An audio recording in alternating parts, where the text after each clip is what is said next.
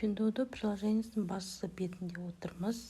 Анау ең біріншіге кірсек, бұл жерде барлық скидкадағы тауарлар көрінеді. Яғни мына жерде мысалы проценті қызыл болып тұр, 64, 54, 49 деген сияқты. Осы проценті толық болса, значит скидканың уақыты бітті деген. А проценті бұл скидкаге қанша уақыт қалғандығын көрсетеді. Екінші тұрған машинаның суретін бассақ, бұл жердегі заттар яғни сапалы болады.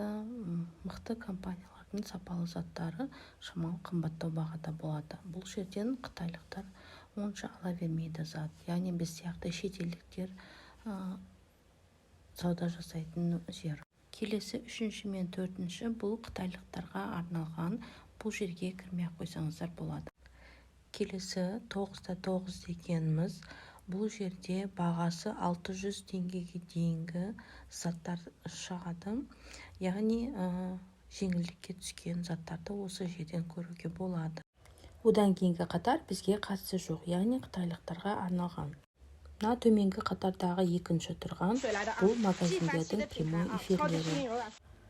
Үшіншісіне кіретін болсақ, бұл жерде барлық заттар категориямен бөлініп тұрады. Яғни аяқ киім, ыдыс, тағы сол сияқты бөлек-бөлек категорияға бөлініп тұр.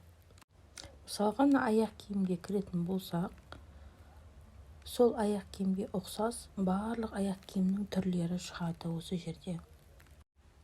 Төртінші, бұл жерде сіздердің магазиндермен сөйлескен барлық сообщенияларыңыз осы жерде көрініп тұрады.